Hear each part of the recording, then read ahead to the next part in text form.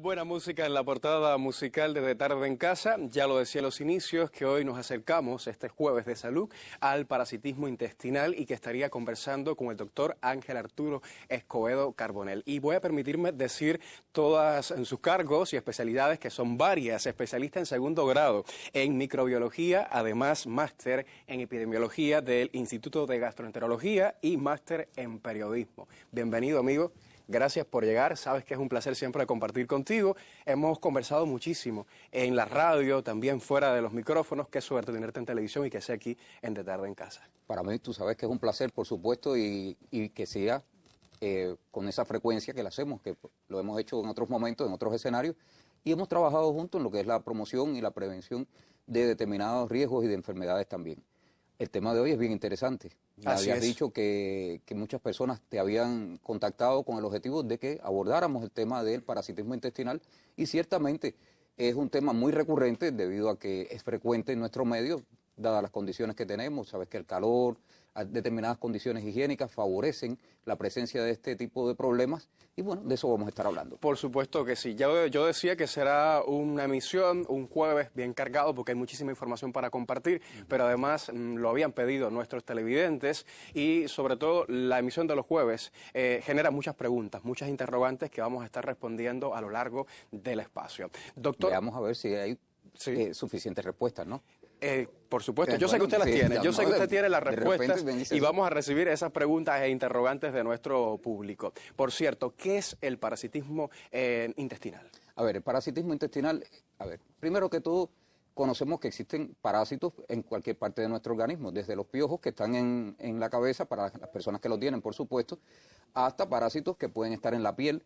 Pero también existe una localización un poco más frecuente en nuestro medio, que es en el intestino. O sea, son los parásitos que se alojan en el intestino y que básicamente, bueno, pues generan un grupo de síntomas relacionados con trastornos gastrointestinales, aunque pueden alojarse en algunas glándulas anexas también. Por ejemplo, estamos hablando de parásitos intestinales y decimos, bueno, el oxíoro, o sea, el Enterobius vermicularis, que afecta fundamentalmente en el ciego, en el colon, pero que le da picazón, o sea, prurito anal a las personas, especialmente a los niños. Sin embargo, cuando hablamos de fasciola hepática, estamos hablando de un parásito que se alberga en las vías biliares, o sea, en la parte del hígado, y en ese caso ya no es el intestino puramente, pero al final entra por la vía digestiva y tiene que ver con la parte digestiva también de nuestro organismo.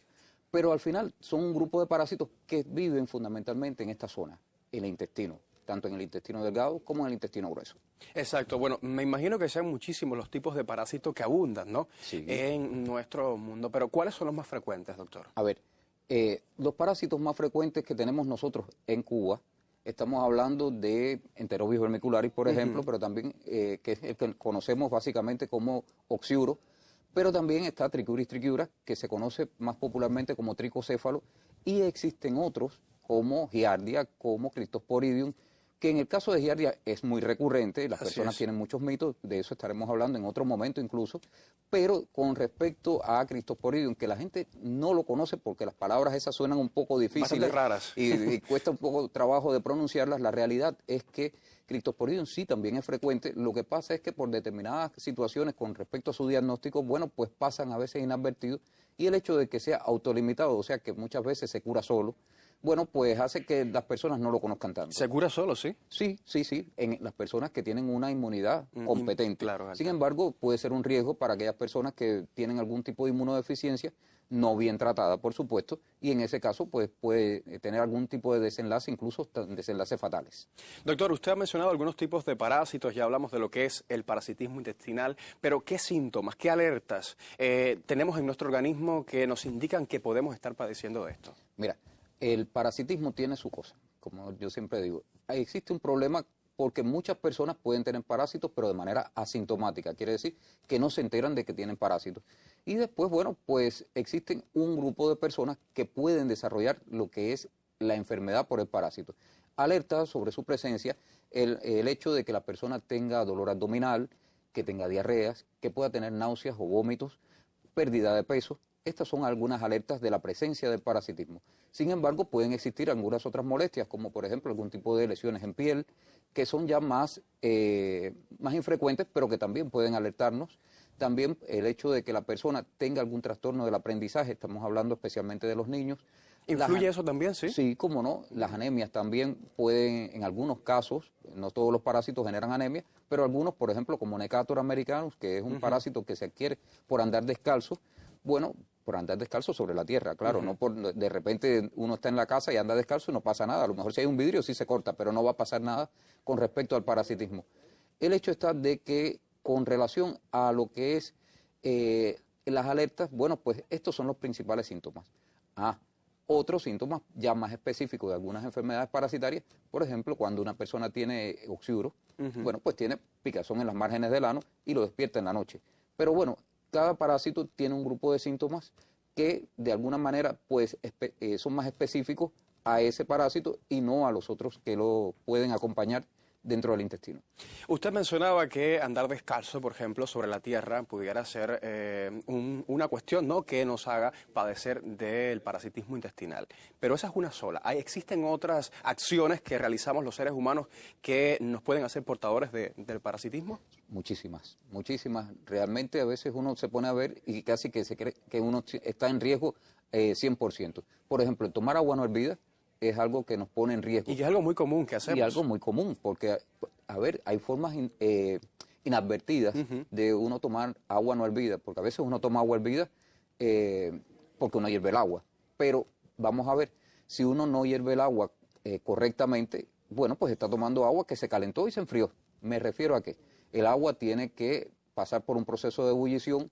Después que empieza la turbulencia del agua, hay que darle entre 5 y 10 minutos para que los parásitos se mueran, porque de lo contrario usted lo que hizo fue, llegó al calor de 100 grados, ebulle el agua, y si usted la apaga inmediatamente, usted lo que le dio fue como una especie de sofocón al parásito, pero no pasa nada. Hay que hervirla bien. Hay que hervirla bien. Pero lo mismo ocurre, por ejemplo, si usted, de esa misma forma, usted decidió cocinar sus alimentos, ya están bien cocinados, y después de eso, al día siguiente, cuando usted los va a calentar, usted le echa un poco de agua de la pila, por ejemplo, al potaje.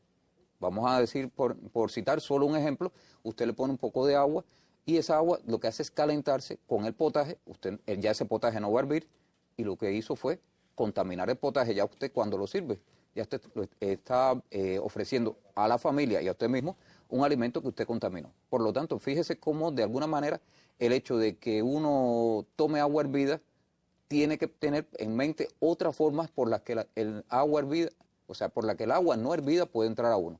Vamos a ver, cuando uno se ducha, por ejemplo, a veces traga agua. Cuando nada en una piscina, también puede tragar agua. Cuando se cepilla los dientes y lo hace con el agua ordinaria, pues también de alguna manera queda agua de esa y bueno, se mezcla con saliva, se traga y es agua que no es hervida.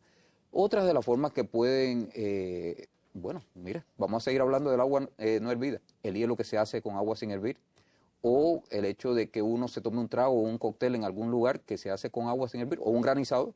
Es decir, estamos muy expuestos, sin dudas. Evidentemente. Viéndolo de esa manera. Viéndolo de esa manera.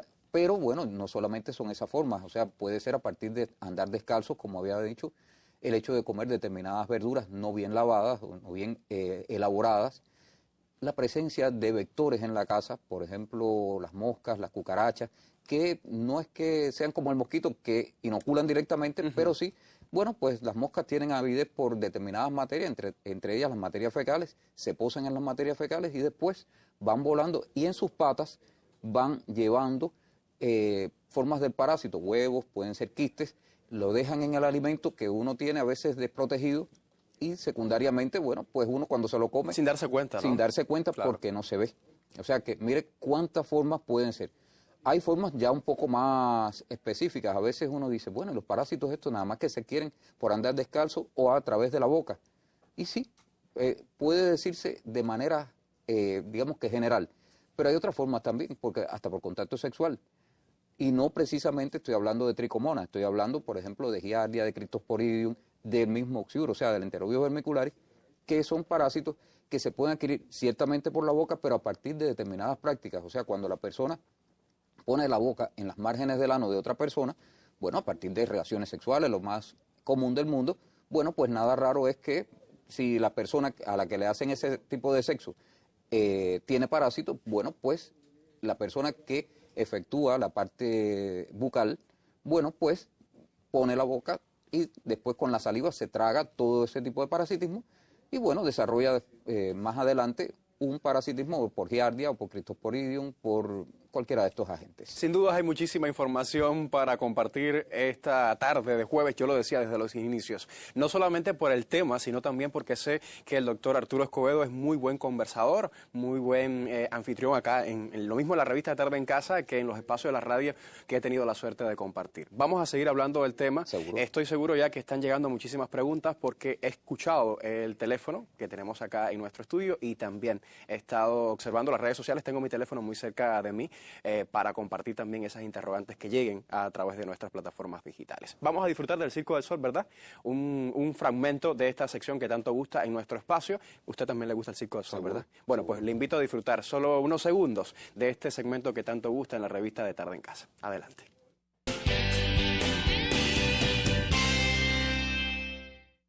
Hacíamos una pausa para disfrutar del Circo del Sol y aprovechaba para revisar plataformas digitales, nuestro chat en Telegram. Hay muchas preguntas, que si por el café se transmiten algunos parásitos, que si por la taza del baño, en fin, muchísimas interrogantes que ahora mismo no vamos a poder responder porque hay tiempo en los finales, pero vamos a seguir hablando, doctor, sobre el parasitismo intestinal. Ya comentábamos, ¿no? ¿Cuáles son las causas que pueden llevarnos a padecer del mismo? ¿Cómo sucede? En fin, pero yo quisiera saber sobre el tratamiento. ¿Cómo se sabe? ¿Cómo a través de un examen, de unos análisis, cómo se diagnostica el parasitismo intestinal? A ver, lo primero que tiene es que al ser intestinal, se supone que la persona, bueno, pues se le analicen las muestras que emanan del intestino y en este caso son las materias fecales. Sin embargo, también se puede, además de estudiarse las materias fecales, se estudian algunos líquidos. Por ejemplo, hay personas que después de que uno le practica determinada cantidad de exámenes de las materias fecales y da negativo, bueno, pues uno determine que es más conveniente realizar otro tipo de prueba. En este caso se utiliza lo que es el aspirado del líquido que está en el duodeno, con el objetivo de poder ver algunos de los parásitos estos que estén ahí presentes, o algunos de los parásitos o sus productos, pues pueden ser huevos, pueden ser larvas, no tiene que ser el parásito per se. Pero lo cierto está de que esa es una forma también de darle solución. Otra de las formas de darle solución, a veces es más reciente, por ejemplo el PCR, o sea, pruebas similares a las que hacíamos cuando estábamos estudiando, por ejemplo, la COVID. O sea, existe PCR para determinadas formas de parásitos. O sea, que las fórmulas pueden ser... Depende también, doctor, de cada tipo de parásito. También, claro. A ver, hay pruebas que son más fáciles, que son el examen morfológico que uno se sienta con un poco de muestra y mira al microscopio. Y ahí uno puede ver lo mismo el parásito adulto, que puede ver determinados tipos de formas de parásitos, o sea, sus larvas, sus huevos, sus quistes también. Sin embargo, lo que más ayuda, primero que todo, es la sospecha. O sea, el hecho de que uno tenga el paciente delante, que el paciente le diga los síntomas, porque eso encamina al médico o al terapeuta en general sobre el camino que debe seguir para poder hacer el diagnóstico. Usted me mencionaba hace un rato algunos síntomas y se parecen a otro tipo de enfermedades también, ¿verdad? Pueden a veces confundirse con otro padecimiento. Sí, por ejemplo, a ver, una persona acude con dolor abdominal, con molestias en general, y de repente uno dice, bueno, sabemos que vivimos en un medio que puede ser un poco adverso por el hecho de que hay mucho calor, porque a veces los alimentos se echan a perder y demás. Y además, a veces uno ve que la higiene en general no está a la altura y de repente uno dice, bueno, entre tantas moscas, tantos problemas de higiene y estos síntomas puede ser de parásitos, pero pudiera ser otra cosa. Una persona puede tener una gastritis, puede tener una úlcera, puede tener otras situaciones. Por ejemplo, como yo decía, cuando hablábamos del oxiduro, las personas dicen, bueno, tengo picazón en las márgenes del ano, eso seguro que es oxiduro. Y digo, bueno, y no puede ser un hongo que tenga en esa zona. Claro. Una psoriasis también, o puede ser una hemorroide también. O sea, pueden ser otras molestias que generan en esa zona, pero que independientemente de que tenga esas molestias, ¿qué ocurre? Hay que hacer un diagnóstico diferencial. Por eso es importante hacer las pruebas diagnósticas estas que estoy refiriendo, por ejemplo, exámenes de las materias fecales, exámenes del líquido que está contenido en el duodeno, u otras, bueno, cuando son más específicas, como estoy diciendo, el PCR en determinados lugares de investigación. Por eso es importante volver a lo de siempre, no automedicarse. Hay que ir con el especialista, hay que hacerse los exámenes correspondientes para descartar, bueno, si es parásito, pues justamente buscar el tratamiento adecuado. ¿Podemos hablar de un grupo de personas, un grupo de individuos que son más propensos a padecer de parasitismo? Sí. Existen, a ver, el hecho de que uno esté en una región rural, de alguna manera lo predispone. ¿Por qué razón? Porque también existen, a ver, no es precisamente por vivir en la región rural, Claro. es simplemente por determinados comportamientos que existen en las regiones rurales que hacen que de alguna manera, bueno, pues sea más frecuente. Recuerdo cuando estuve trabajando en una comunidad en Pinar del Río, que yo me hacía mucha gracia porque, bueno, yo iba observando las cosas que iban haciendo y demás, uno estaba viviendo allí también. Claro. Y de repente uno veía que las personas se bañaban muy bien por la tarde, se vestían, se ponían, se cerraban su camisa hasta aquí arriba, pero de repente andaban descalzas. O sea, que andaban... Era parte también de su cultura. Es de parte su de la costumbre, cultura. claro. Y eso lamentablemente influye. ¿Por qué razón? Porque a veces ocurre lo que es el fecalismo al aire libre. O sea, cuando las personas tienen una urgencia y no tienen un baño cerca y están en un lugar de tierra y donde hay a lo mejor un matorral, lógicamente, bueno, pues van a darle satisfacción a ese problema. Sin embargo, cuando llueve, bueno, pues esas heces se deshacen, se unen con lo que es la tierra y secundariamente, bueno, pues los parásitos siguen su ciclo su ciclo evolutivo. ¿Qué hace entonces? Que si viene alguien y hace una labor de jardinería con las manos libres así, sin un guante, sin las manos desprotegidas, si andan sin zapatos, bueno, pues nada más fácil que el hecho de infectarse por algún tipo de parasitismo. Por lo tanto, muy bañado, pero descalzo por la calle, especialmente por los lugares de tierra, bueno, pues después yo cuando me sentaba al microscopio, pues veía una cantidad de parásitos y decía, bueno, es que es justo que el parásito entre si le están abriendo la puerta. Claro. Y justamente, ¿cómo se comporta el tema del parasitismo intestinal en nuestro país? Abunda muchísimo. Usted lo decía de algún modo en los inicios, ¿verdad? A ver, es frecuente el parasitismo intestinal. De hecho, en este momento se está haciendo la encuesta nacional, o sea, se está trabajando en lo que es la preparación de la encuesta nacional para determinar la cuantía de parasitismo. Pero, por supuesto, tenemos antecedentes de otras encuestas que se han hecho y, evidentemente, sí, son frecuentes.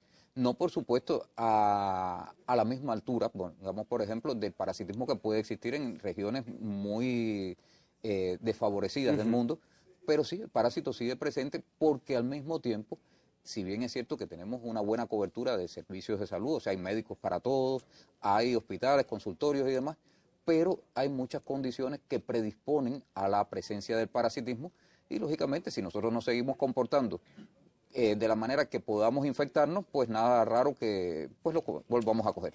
Bueno, vamos a seguir hablando sobre el tema. Ya decía que hay muchísima información para compartir. Nos queda muchísimo tiempo todavía porque hasta aproximadamente las 7 vamos a estar justamente por la señal del canal educativo. Le invito entonces a hacer un alto en nuestro diálogo. Iré entonces hasta la terraza para compartir con mi invitado de las noticias culturales. Usted no se vaya, siga con nosotros. Siempre de tarde en casa.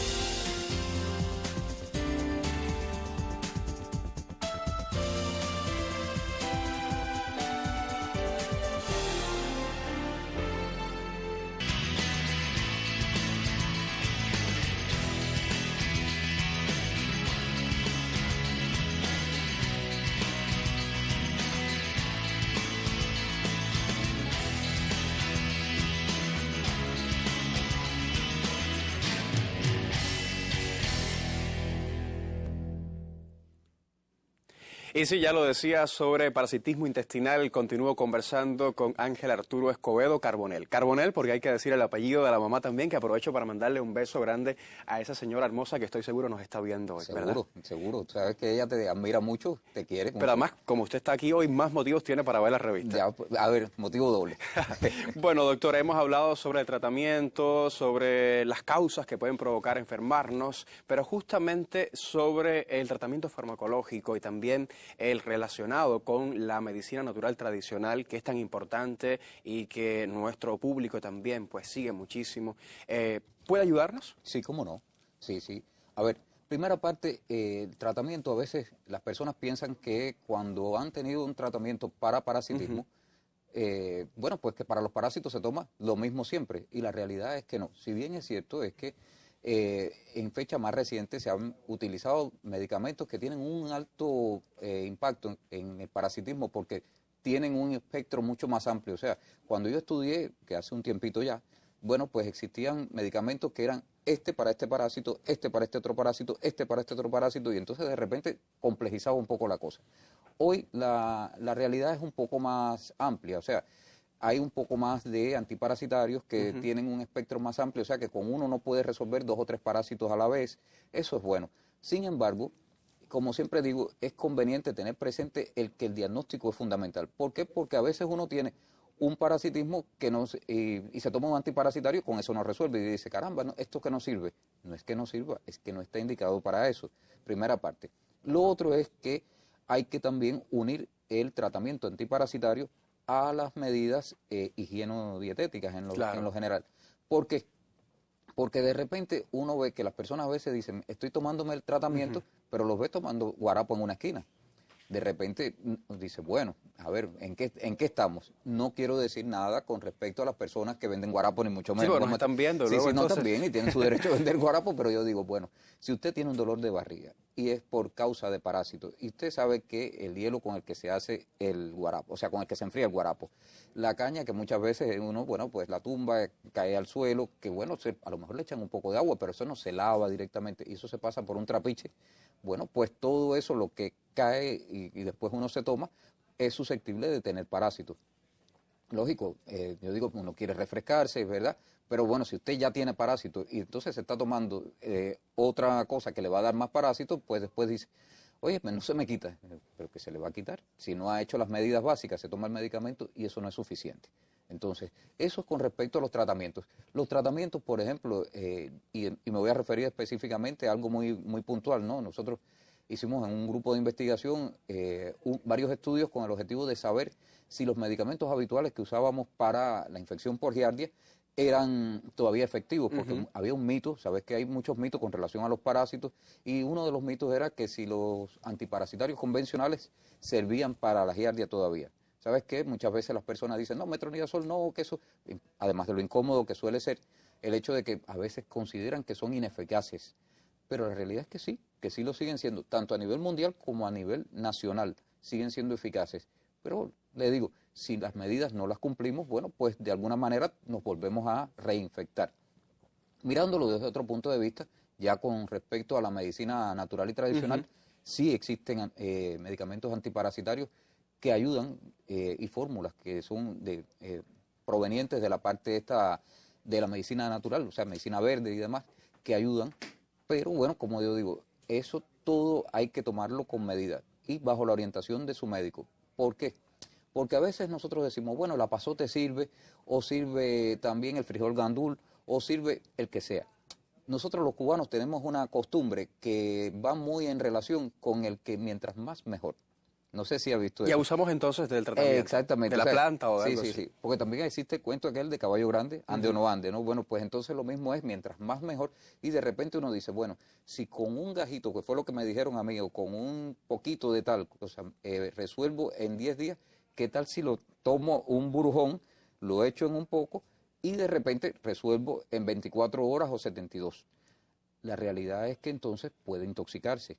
Por lo tanto, hasta la medicina natural y tradicional tiene lo mismo contraindicaciones, como también puede tener en algunos casos algunos efectos tóxicos que puedan de alguna forma no ser convenientes. Por lo tanto, en cualquiera de los casos, si uno opta por determinado medicamento, o sea, determinado tipo de medicina, aunque la medicina es toda una, pero bueno, siempre se subdividen y para mejor estudio y demás, pero siempre que uno decida por cualquiera de las dos ramas, o por la que quiera, por supuesto, siempre es conveniente el consejo de un facultativo. No automedicarse por decir, bueno, a ver, de repente le dicen que el ajo ayuda a levantar la inmunidad, el ajo tiene determinadas propiedades, por ejemplo, frente a giardia, y en ese caso uno dice, bueno, a fin de cuentas, si yo le echo un poco más de ajo a la yuca que tengo para comer, no va a hacer ningún daño.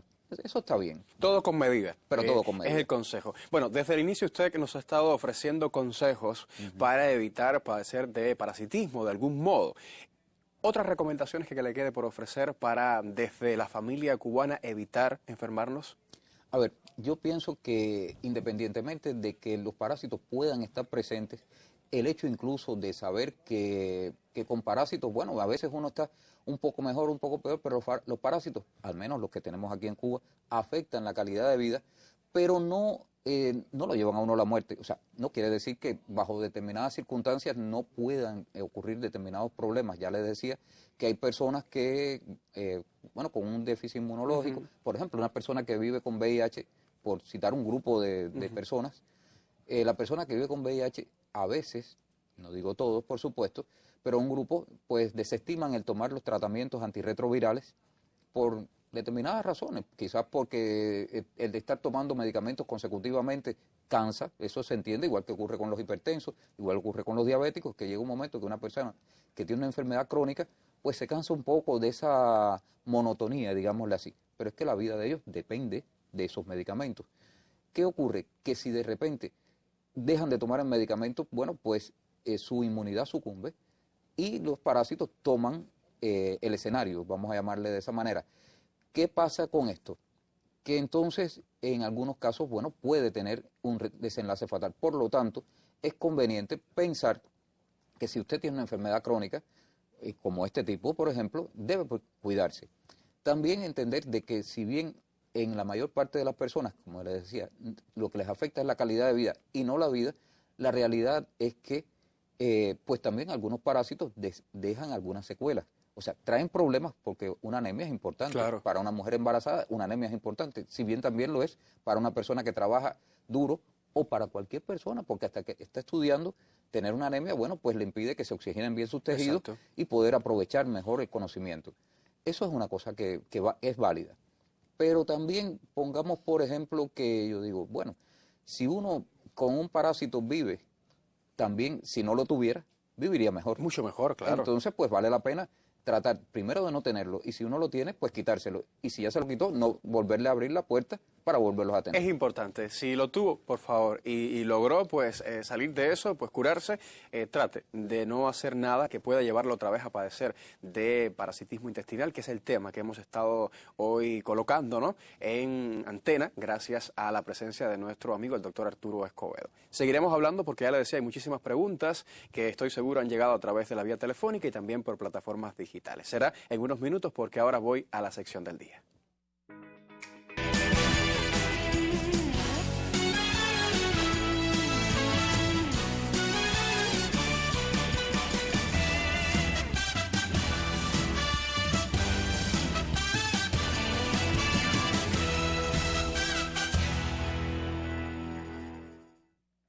Ahora sí, listo ya para compartir saludos, también felicitaciones, reportes de sintonía y sobre todo muchas preguntas que hemos estado recibiendo a través de plataformas digitales. Doctor, yo se lo decía en los inicios, hoy va a ser un día complicado. Sabe que a mí los jueves siempre me provoca un poco de estrés porque me duele no poder responder ni un 10% de las preguntas que llegan porque son muchísimas interrogantes y lamentablemente el tiempo es muy corto para poder responder todas las preguntas, pero bueno, una buena parte vamos a tratar de hacerlo, ¿verdad? Usted me va a ayudar con eso.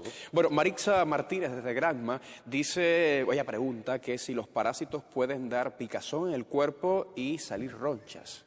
Sí, en algunos casos sí. Ciertamente algunos parásitos no es lo más frecuente, aclaro que es eso para Marixa, porque realmente existe a veces un mito de que todo lo que tiene ronchas y picazones, bueno, pues tiene que ver con parásitos. Y la realidad es que no. Se han hecho estudios, de hecho, y se ha visto que existe un sobredimensionamiento de este problema. Pero bueno, sí, es verdad, existe un reducido número de personas que pueden desarrollar ronchas, que pueden desarrollar molestias en la piel a partir de las infecciones parasitarias. Claro, tengo más preguntas. Por ejemplo, Elder González desde Pinar del Río dice, ¿es verdad que la semilla de calabaza es buena para los parásitos, es decir, para combatirlos? ¿Y cuál sería el tratamiento? A ver, la semilla, es que vuelvo a lo mismo, la semilla de calabaza es algo que se puede comer sabroso, como se puede comer también, por ejemplo, el maní. Hay personas que la tuestan, sí. Que la tuestan y se la comen así, y hay quien la pone solo al sol y también se la come, o sea que es agradable. También tiene efectos frente a determinados parásitos, por ejemplo, frente al oxiduro también tiene su acción. Y bueno, de esa manera puede resolverse. Esa puede ser una alternativa. Lo importante, por ejemplo, de que va a tomar este tipo de tratamiento, debe entender de que el oxiduro no se trata solo la persona que tiene la picazón, se tiene que tratar todas las personas que están en la casa. Por lo tanto, tiene que comprar una calabaza grande, ¿no? Bueno, es importante de esa manera hacerlo entonces. Rapidito, una promoción que no puedo olvidar porque me la enviaba nuestro productor Alexei, y es que el grupo de teatro Abril está celebrando su aniversario número 11, invita a toda la familia, y en especial a los más pequeños, al espectáculo El Viaje de las Luces. Y será bajo la dirección de Maciel Dueñas, todos los sábados y domingos de abril, justo a las 11 11 de la mañana en el Teatro La Proa en Carlos III y Retiro, justo en la entrada derecha de la plaza de Carlos III. Ahí está la invitación. Hay más preguntas. Sí. Isabel Borges se comunicaba a través de plataformas digitales, pregunta que si por la taza del baño también podemos contraer parásitos. No. Sentarse en una taza del baño no, porque al final el parásito entra por la boca. O sea, o entra por la boca o entra por las manos, como ya había dicho, pero cuando uno está en contacto con la tierra o por la planta de los pies, nunca va a ser por ahí. Importante, entonces espero que haya quedado complacida nuestra buena amiga. Amelia Cobas, desde Holguín, ella pregunta si el oxuro en los niños le puede dar picazón y qué síntomas pueden aparecer. Sí, en los niños puede dar picazón en las márgenes del ano, pero también puede ser que dé incluso molestias porque el oxuro, como animal vivo, bueno, pues empieza a reptar, o sea, empieza a transitar por otras zonas cuando sale de las márgenes del ano y puede dar picazón también alrededor de los genitales, especialmente en las niñas, puede incluso dar vulvitis, o sea, inflamación de la vulva, del área genital, porque el oxuro arrastra en su tegumento, o sea, en la parte más externa de él, bacterias que vienen del intestino, y cuando la niña se rasca, empieza a romper esa piel, a dañarse, y empieza entonces una especie de flujo, o le ocurre así, digamos, que alerta a las personas, le ponen tratamiento y se resuelve. Muy bien. Daisy Cardosa desde Telegram dice que recientemente le detectaron a su hijo Helicobacter pylori. ¿Lo dije bien, doctor? Sí. Dice, mi pregunta, ¿se aloja en la parte superior del intestino? ¿A qué tiempo empiezan a aparecer los síntomas? ¿En qué momento? A ver, primera parte, el Helicobacter no entra dentro del grupo de los parásitos, entra dentro del grupo de las bacterias. O sea que eso de todas formas se le va a responder, por supuesto. El Helicobacter es una bacteria que puede estar lo mismo en el estómago o puede estar en el duodeno, o sea, en determinadas áreas del intestino delgado en general. Ahora, ¿qué tiene? En muchas personas puede tener una forma asintomática y no tener ningún tipo de problema. Y en algunos casos, bueno, pues desarrollan algunos de los problemas relacionados, entre ellos gastritis o incluso cuadros de úlcera, que es con lo que más se ha relacionado este tipo de bacterias. Importante. Bueno, pues Carmen Rosa Valdés desde Playa pregunta si cualquier tipo de parásito puede bajar de peso y perder el apetito en las personas. Y es el que pierde el apetito. Bueno, cualquier tipo de parásito de estos intestinales puede hacerlo. De hecho, hay un mito muy interesante del que estaban hablando con relación a o sea, ¿sabes de la cantante María Callas? Que sí. Dicen que se había en un momento hecho infectar por una tenia con o sea, incluso había una frase, si quieres bajar de peso, pon una tenia en tu vida. Esa era una frase que existía y la realidad es que no. O sea, por ejemplo, las personas que se infectan con tenia no tienen por qué bajar de peso. O sea, pueden bajar de peso si además de tenia tienen otros parásitos adicionales. Pero en el caso de tenia no les genera ese problema. Pero sí, los parásitos hacen bajar de peso, sobre todo cuando las personas están muy sintomáticas. Importante, un saludo especial para Talía Pérez González. Talía Pérez González, reitero, que es la hija de Joel Pérez. Natalia Pérez González, ahora sí, la hija de Joel Pérez, nuestro sonidista, que está viendo la revista. Un beso grande para ella y todo nuestro cariño. Su papá la adora. Reitero, Natalia Pérez González. Ahora sí, ¿verdad? Natalia, el beso para ti. Hay más preguntas, doctor. Sí, Ernesto Rodríguez, desde Marianao. Dice que es diabético, es hipertenso y padece de giardiasis. ¿Qué hacer después de varios tratamientos y no siento mejoría? A ver, primera parte, hay que entonces ver si el diagnóstico está bien orientado. ¿Por qué razón? Porque puede que tenga giardia y tenga algo más que no se haya visto. A veces las personas dicen, bueno, ya lo que yo tengo es giardia y se conforman solo con ese diagnóstico, quizás tienen otro problema adicional. Si solo es giardiasis, también existe algo, que a veces existen fallas con los tratamientos básicos y se necesita combinar tratamientos. O sea que uno dice, bueno, pues utilizo un medicamento que actúa frente al ADN del parásito o un medicamento que actúa frente a la respiración del parásito y otro que actúe en lo que es la contracción del parásito, o sea, la capacidad que tiene de adherirse a la superficie. Y con eso, dándole, digamos, que por la rodilla y por la cabeza, bueno, pues es una forma mejor de darle solución al problema. O sea que la terapéutica combinada puede ser algo que pudiera discutir de alguna manera con su terapeuta para que de una manera mejor puedan llegar al tratamiento y a la curación completa. Doctor, muchísimas gracias. Se me quedan muchísimas preguntas, pero el tiempo se acaba. Le invito a que regrese próximamente. Incluso hablamos de ese ranking, el que usted fue seleccionado como el experto número 1 del mundo. Sí, bueno, lo hablamos más adelante. Yo aprovecho para felicitarlo también y agradecerle su presencia. Cómo no, muchas gracias. Un placer siempre. Usted, amigos, recuerde que mañana viernes estaremos regresando puntuales 6 de la tarde por la señal del canal educativo para disfrutar una vez más junto a Raquel Malledo de esta revista que para serles útil lo tiene todo o casi todo. Muy buenas tardes.